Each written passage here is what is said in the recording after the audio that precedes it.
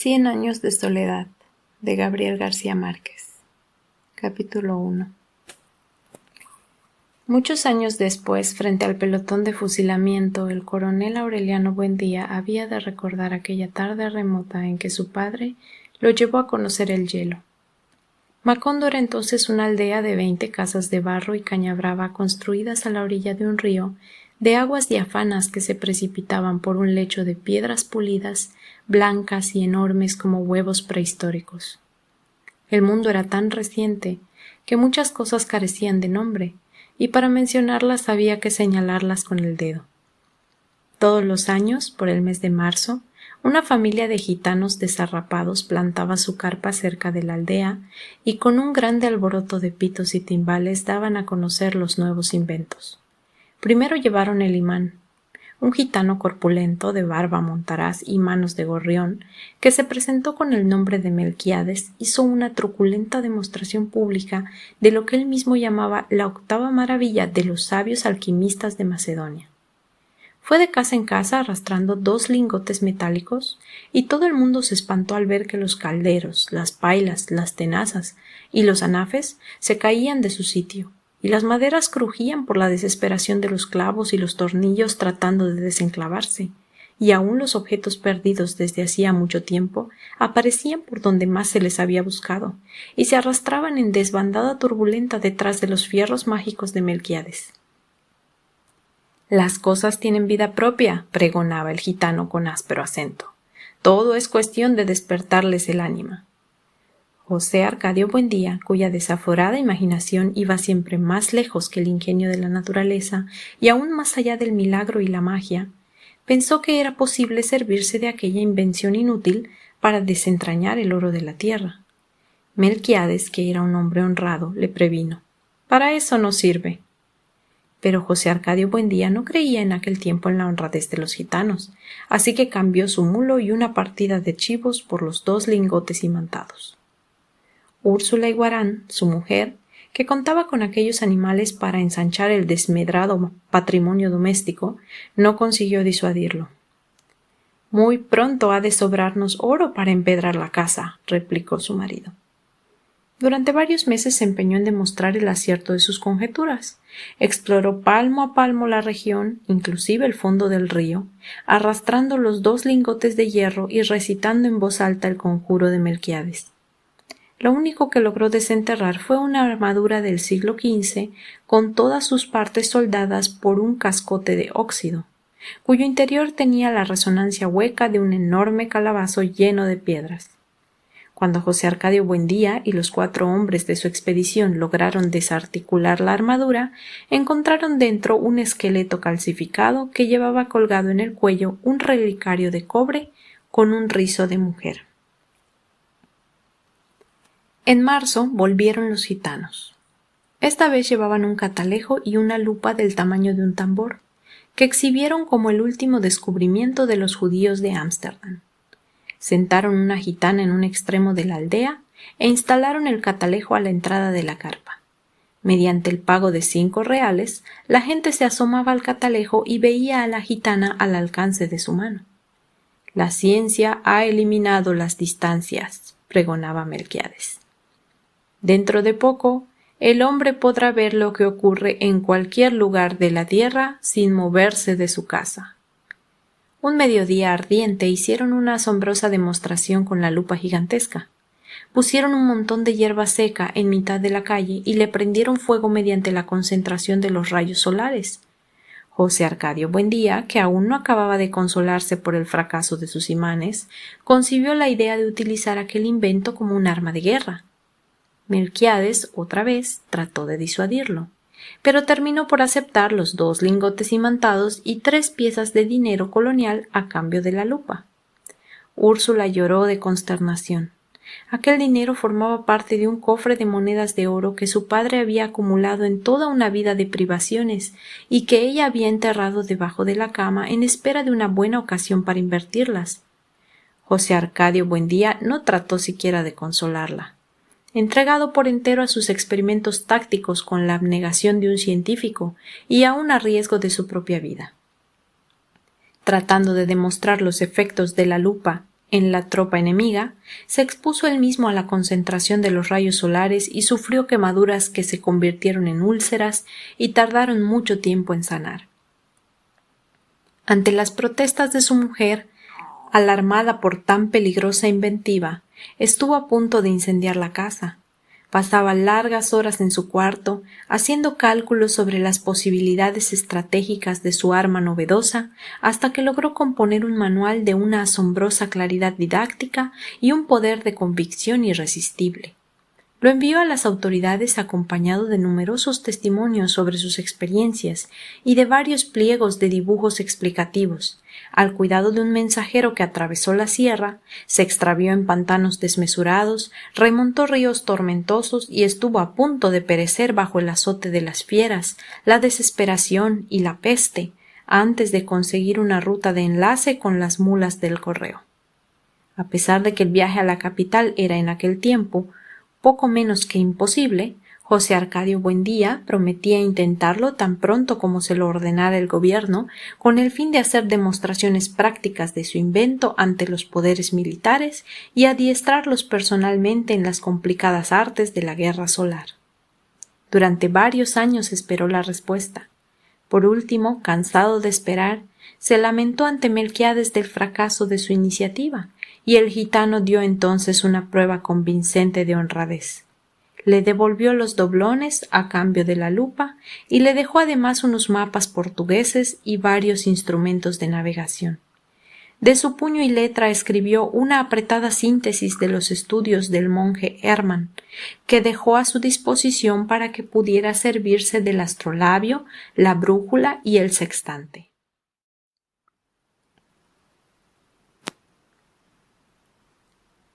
José Arcadio Buendía pasó los largos meses de lluvia encerrado en un cuartito que construyó en el fondo de la casa para que nadie perturbara sus experimentos.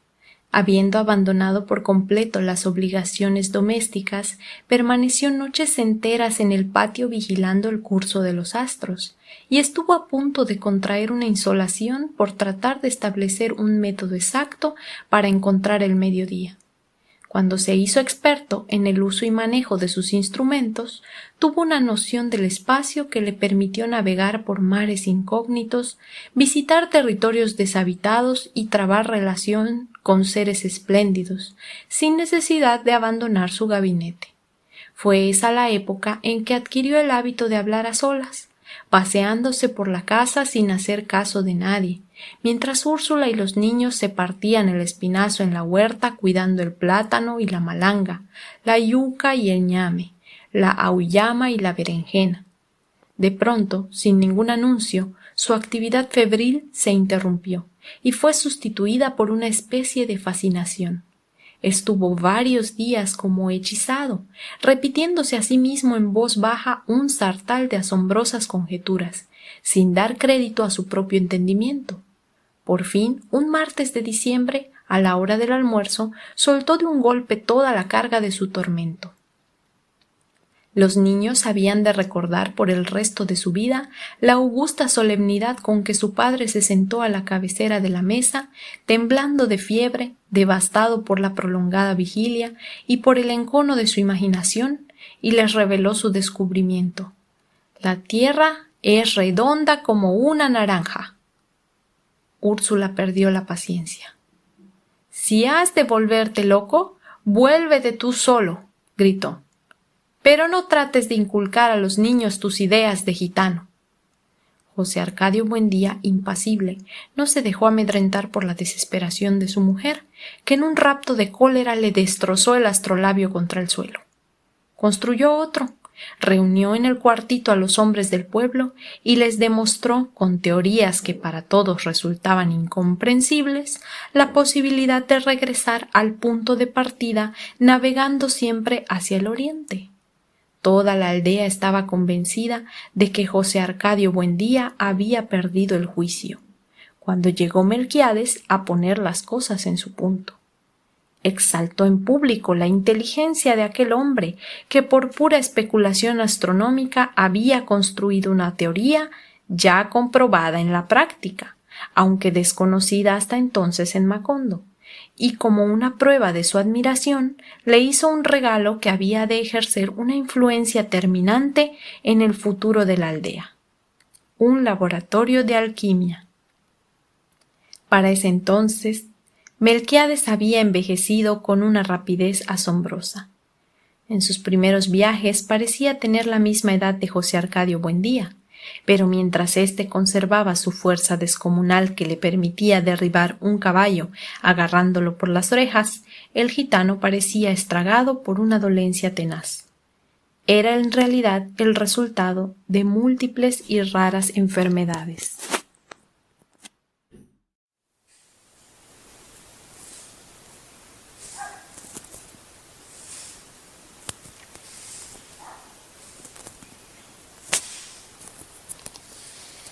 Contraídas en sus incontables viajes alrededor del mundo. Según él mismo le contó a José Arcadio Buendía, mientras lo ayudaba a montar el laboratorio, la muerte lo seguía a todas partes, husmeándole los pantalones, pero sin decidirse a darle el zarpazo final. Era un fugitivo de cuantas plagas y catástrofes habían flagelado al género humano. Sobrevivió a la pelagra en Persia, al escorbuto en el archipiélago de Malasia, a la lepra en Alejandría, al beriberi en el Japón, a la peste bubónica en Madagascar, al terremoto de Sicilia y a un naufragio multitudinario en el estrecho de Magallanes. Aquel ser prodigioso que decía poseer las claves de Nostradamus era un hombre lúgubre, envuelto en una aura triste, con una mirada asiática que parecía conocer el otro lado de las cosas. Usaba un sombrero grande y negro, como las alas extendidas de un cuervo, y un chaleco de terciopelo patinado por el verdín de los siglos. Pero a pesar de su inmensa sabiduría y de su ámbito misterioso, tenía un peso humano, una condición terrestre que lo mantenía enredado en los minúsculos problemas de la vida cotidiana. Se quejaba de dolencias de viejo, sufría por los más insignificantes percances económicos y había dejado de reír desde hacía mucho tiempo porque el escorbuto le había arrancado los dientes. El sofocante mediodía en que reveló sus secretos, José Arcadio Buendía tuvo la certidumbre de que aquel era el principio de una grande amistad. Los niños se asombraron con sus relatos fantásticos. Aureliano, que no tenía entonces más de 5 años, había de recordarlo por el resto de su vida como lo vio aquella tarde, sentado contra la claridad metálica y reverberante de la ventana, alumbrando con su profunda voz de órgano los territorios más oscuros de la imaginación, mientras chorreaba por sus sienes la grasa derretida por el calor. José Arcadio, su hermano mayor, había de transmitir aquella imagen maravillosa como un recuerdo hereditario a toda su descendencia. Úrsula, en cambio, conservó un mal recuerdo de aquella visita, porque entró al cuarto en el momento en que Melquiades rompió por distracción un frasco de bicloruro de mercurio. «Es el olor del demonio», dijo ella. «En absoluto», corrigió Melquiades. «Está comprobado que el demonio tiene propiedades sulfúricas y esto no es más que un poco de Solimán». Siempre didáctico, hizo una sabia exposición sobre las virtudes diabólicas del cinabrio, pero Úrsula no le hizo caso, sino que se llevó los niños a rezar. Aquel olor mordiente quedaría para siempre en su memoria, vinculado al recuerdo de Melquiades.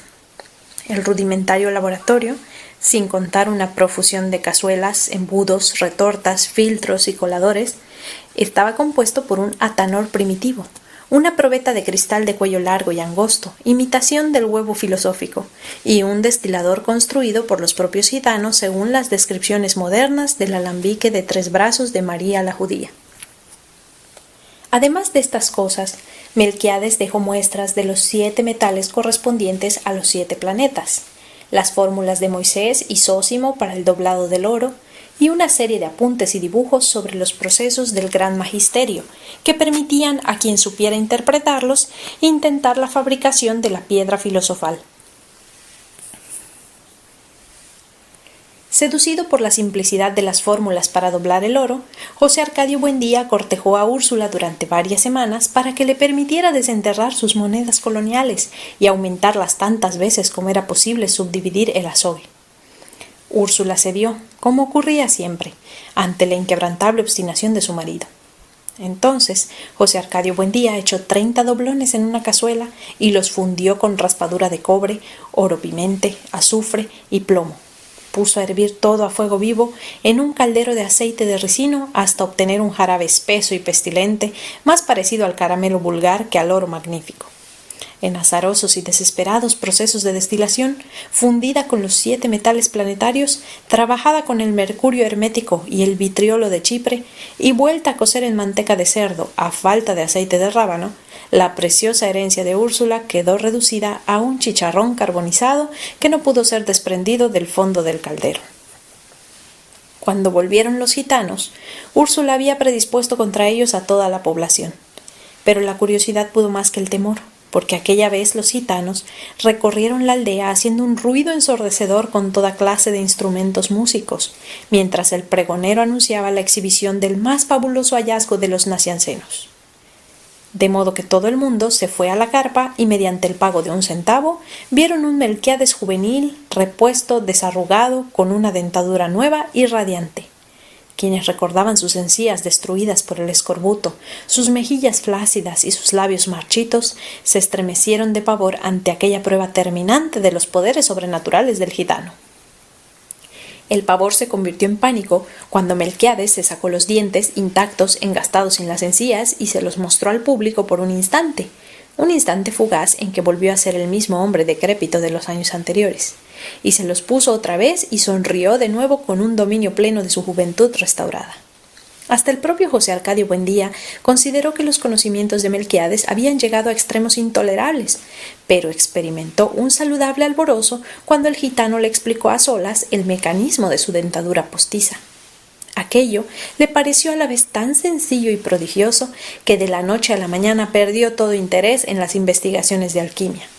Sufrió una nueva crisis de mal humor, no volvió a comer en forma regular y se pasaba el día dando vueltas por la casa.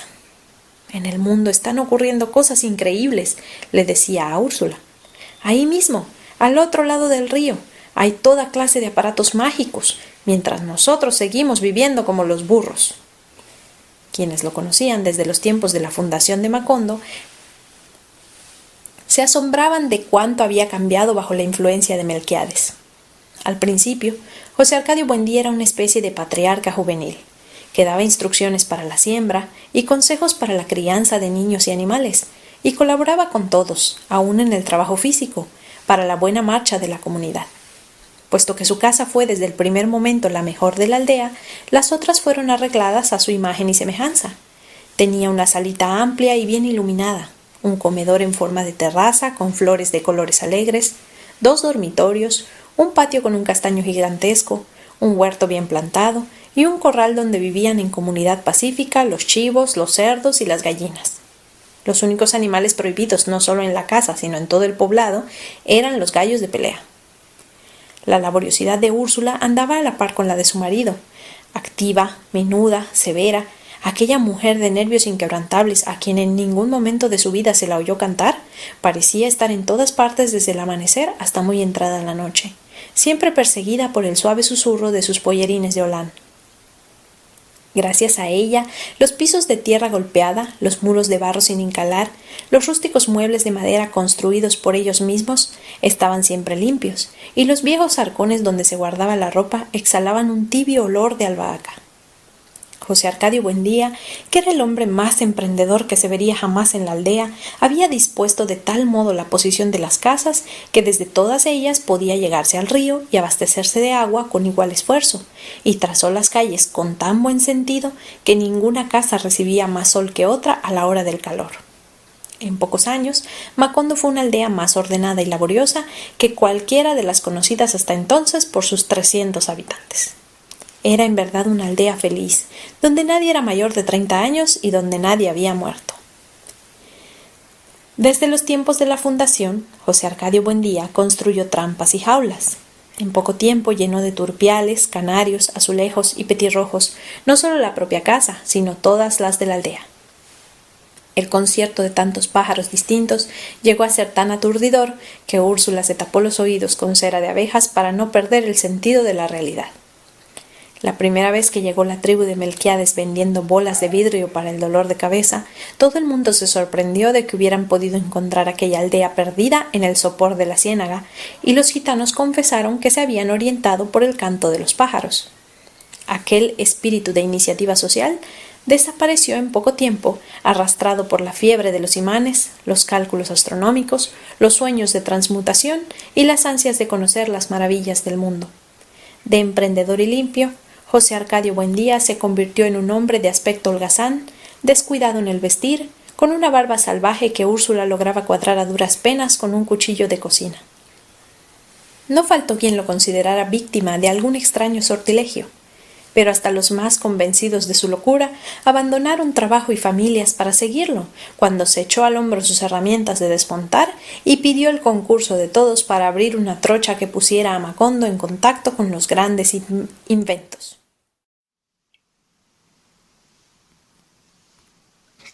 José Arcadio Buendía ignoraba por completo la geografía de la región. Sabía que hacia el oriente estaba la Sierra Impenetrable, y al otro lado de la sierra la antigua ciudad de Riohacha, donde en épocas pasadas, según le había contado el primer Aureliano Buendía, su abuelo, Sir Francis Drake se daba al deporte de cazar caimanes a cañonazos, que luego hacía remendar y rellenar de paja para llevárselos a la reina Isabel. En su juventud, él y sus hombres, con mujeres y niños, y animales y toda clase de enseres domésticos, atravesaron la sierra buscando una salida al mar, y al cabo de 26 meses desistieron de la empresa y fundaron a Macondo para no tener que emprender el camino de regreso.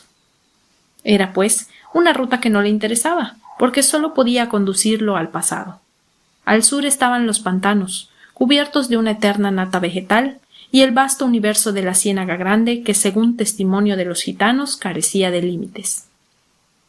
La Ciénaga Grande se confundía al occidente con una extensión acuática sin horizontes, donde había cetáceos de piel delicada con cabeza y torso de mujer, que perdían a los navegantes con el hechizo de sus tetas descomunales. Los gitanos navegaban 6 meses por esa ruta antes de alcanzar el cinturón de tierra firme por donde pasaban las mulas del correo. De acuerdo con los cálculos de José Arcadio Buendía, la única posibilidad de contacto con la civilización era la ruta del norte. De modo que dotó de herramientas de desmonte y armas de cacería a los mismos hombres que lo acompañaron en la fundación de Macondo. Echó en una mochila sus instrumentos de orientación y sus mapas y emprendió la temeraria aventura. Los primeros días no encontraron un obstáculo apreciable. Descendieron por la pedregosa ribera del río hasta el lugar en que años antes habían encontrado la armadura del guerrero, y allí penetraron al bosque por un sendero de naranjos silvestres. Al término de la primera semana, mataron y asaron un venado, pero se conformaron con comer la mitad y salar el resto para los próximos días. Trataban de aplastar con esa precaución la necesidad de seguir comiendo guacamayas, cuya carne azul tenía un áspero sabor de almizcle. Luego, durante más de 10 días, no volvieron a ver el sol. El suelo se volvió blando y húmedo, como ceniza volcánica, y la vegetación fue cada vez más insidiosa, y se hicieron cada vez más lejanos los gritos de los pájaros y la bullaranga de los monos, y el mundo se volvió triste para siempre. Los hombres de la expedición se sintieron abrumados por sus recuerdos más antiguos en aquel paraíso de humedad y silencio, anterior al pecado original, donde las botas se hundían en pozos de aceites humeantes y los machetes destrozaban lirios sangrientos y salamandras doradas. Durante una semana, casi sin hablar, avanzaron como sonámbulos por un universo de pesadumbre, alumbrados apenas por una tenue reverberación de insectos luminosos y con los pulmones agobiados por un sofocante olor de sangre. No podían regresar porque la trocha que iban abriendo a su paso se volvía a cerrar en poco tiempo, con una vegetación nueva que casi veían crecer ante sus ojos.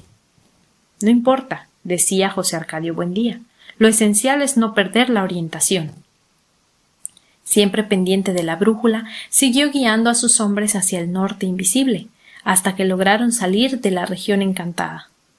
Era una noche densa, sin estrellas, pero la oscuridad estaba impregnada por un aire nuevo y limpio. Agotados por la prolongada travesía, colgaron las hamacas y durmieron a fondo por primera vez en 2 semanas. Cuando despertaron, ya con el sol alto, se quedaron pasmados de fascinación. Frente a ellos, rodeado de helechos y palmeras, blanco y polvoriento en la silenciosa luz de la mañana, estaba un enorme galeón español. Ligeramente volteado a estribor, de su arboladura intacta colgaban las piltrafas escuálidas del velamén, entre jarcias adornadas de orquídeas. El casco, cubierto con una tersa coraza de rémora petrificada y musgo tierno, estaba firmemente enclavado en un suelo de piedras. Toda la estructura parecía ocupar un ámbito propio, un espacio de soledad y de olvido, vedado a los vicios del tiempo y a las costumbres de los pájaros. En el interior que los expedicionarios exploraron con un fervor sigiloso, no había nada más que un apretado bosque de flores.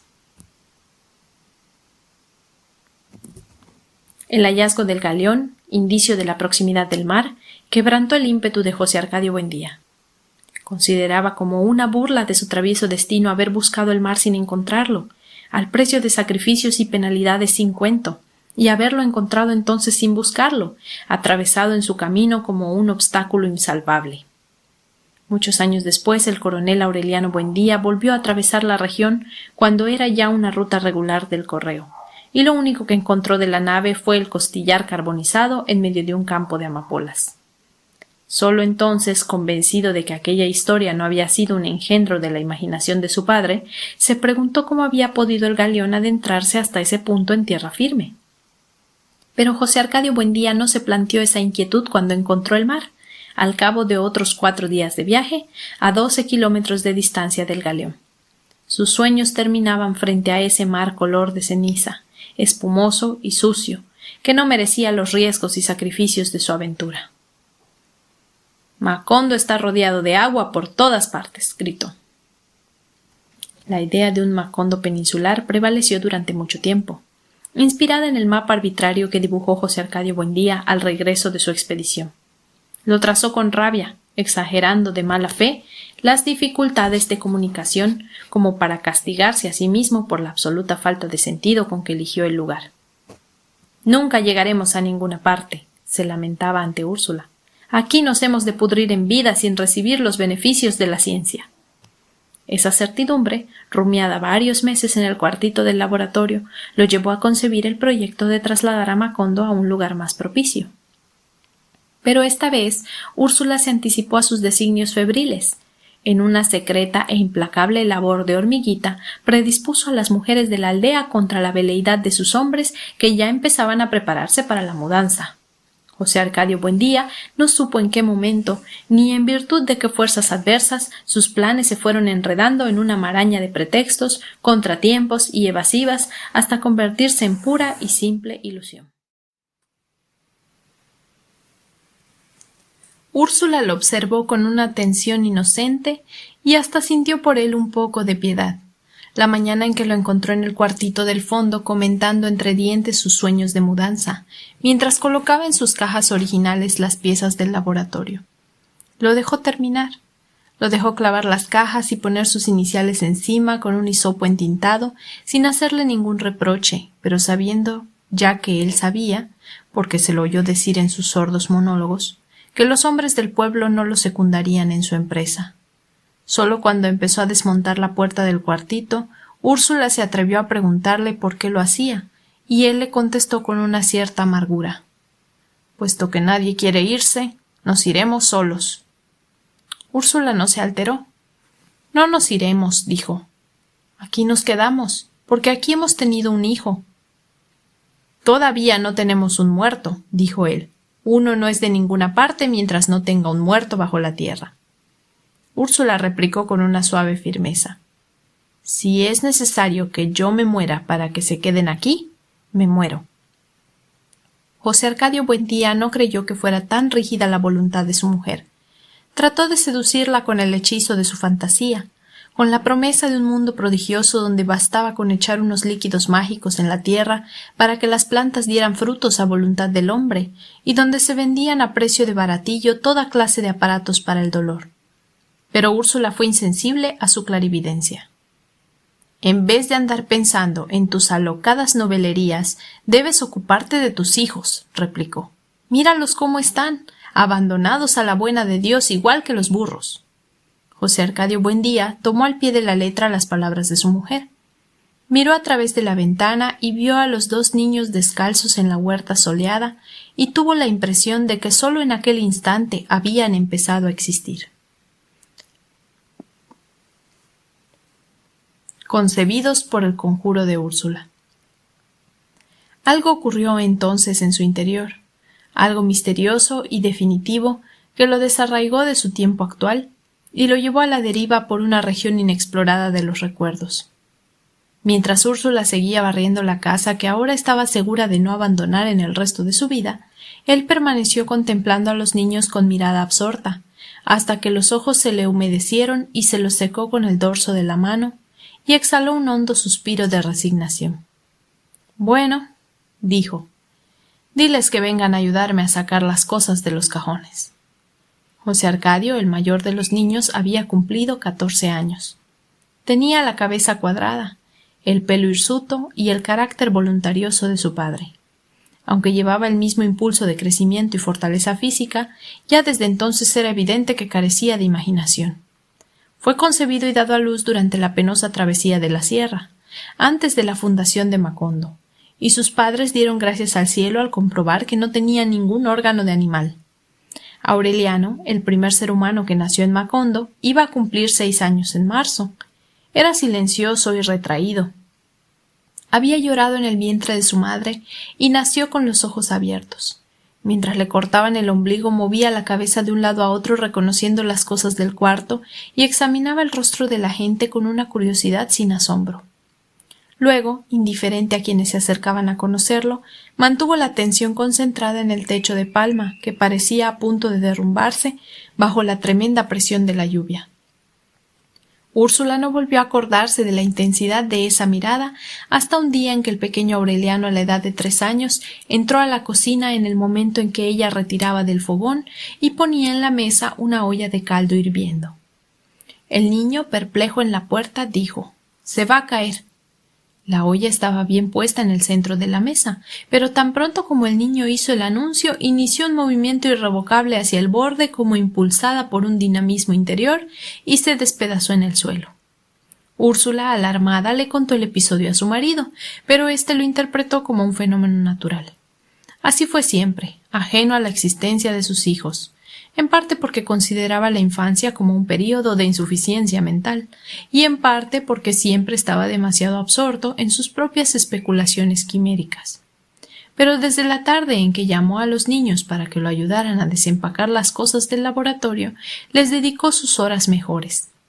En el cuartito apartado, cuyas paredes se fueron llenando poco a poco de mapas inverosímiles y gráficos fabulosos, les enseñó a leer y escribir y a sacar cuentas, y les habló de las maravillas del mundo, no solo hasta donde le alcanzaban sus conocimientos, sino forzando a extremos increíbles los límites de su imaginación. Fue así como los niños terminaron por aprender que en el extremo meridional del África había hombres tan inteligentes y pacíficos que su único entretenimiento era sentarse a pensar y que era posible atravesar a pie el mar Egeo saltando de isla en isla hasta el puerto de Salónica.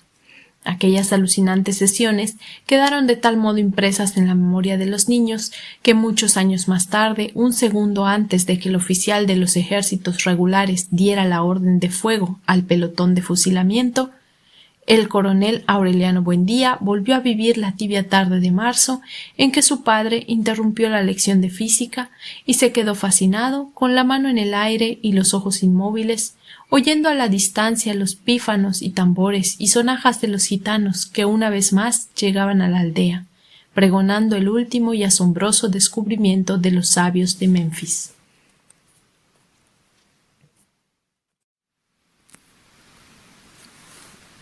Eran gitanos nuevos, hombres y mujeres jóvenes que solo conocían su propia lengua, ejemplares hermosos de piel aceitada y manos inteligentes, cuyos bailes y músicas sembraron en las calles un pánico de alborotada alegría, con sus loros pintados de todos los colores que recitaban romanzas italianas, y la gallina que ponía un centenar de huevos de oro al son de la pandereta, y el mono amaestrado que adivinaba el pensamiento, y la máquina múltiple que servía al mismo tiempo para pegar botones y bajar la fiebre, y el aparato para olvidar los malos recuerdos, y el emplasto para perder el tiempo, y un millar de invenciones más, tan ingeniosas e insólitas que José Arcadio Buendía hubiera querido inventar la máquina de la memoria para poder acordarse de todas.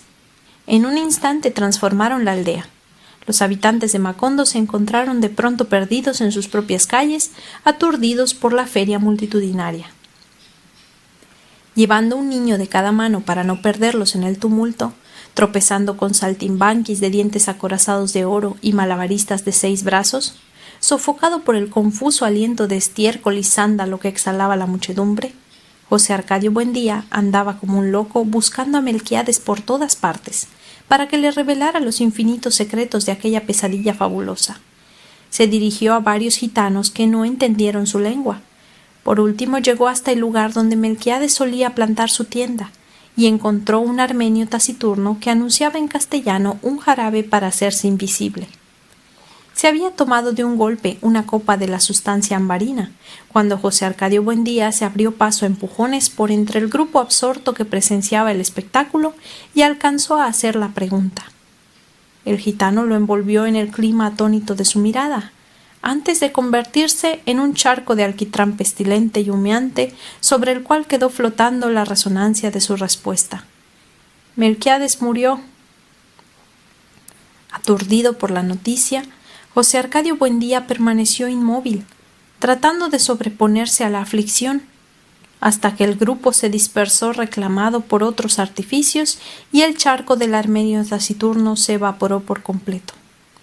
Más tarde, otros gitanos le confirmaron que en efecto Melquiades había sucumbido a las fiebres en los médanos de Singapur y su cuerpo había sido arrojado en el lugar más profundo del mar de Java. A los niños no les interesó la noticia. Estaban obstinados en que su padre los llevara a conocer la portentosa novedad de los sabios de Memphis, anunciada a la entrada de una tienda que, según decían, perteneció al rey Salomón. Tanto insistieron que José Arcadio Buendía pagó los 30 reales y los condujo hasta el centro de la carpa, donde había un gigante de torso peludo y cabeza rapada, con un anillo de cobre en la nariz y una pesada cadena de hierro en el tobillo, custodiando un cofre de pirata. Al ser destapado por el gigante, el cofre dejó escapar un aliento glacial. Dentro solo había un enorme bloque transparente, con infinitas agujas internas en las cuales se despedazaba en estrellas de colores la claridad del crepúsculo. Desconcertado, sabiendo que los niños esperaban una explicación inmediata, José Arcadio Buendía se atrevió a murmurar: «Es el diamante más grande del mundo». «No», corrigió el gitano, «es hielo». José Arcadio Buendía, sin entender, extendió la mano hacia el témpano, pero el gigante se la apartó. «5 reales más para tocarlo», dijo. José Arcadio Buendía los pagó, y entonces puso la mano sobre el hielo y la mantuvo puesta por varios minutos, mientras el corazón se le hinchaba de temor y de júbilo al contacto del misterio. Sin saber qué decir, pagó otros 10 reales para que sus hijos vivieran la prodigiosa experiencia. El pequeño José Arcadio se negó a tocarlo. Aureliano, en cambio, dio un paso hacia adelante, puso la mano y la retiró en el acto. «Está hirviendo», exclamó asustado. Pero su padre no le prestó atención.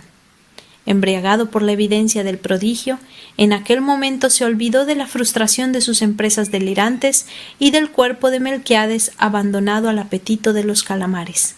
Pagó otros 5 reales y, con la mano puesta en el témpano, como expresando un testimonio sobre el texto sagrado, exclamó: «Este es el gran invento de nuestro tiempo».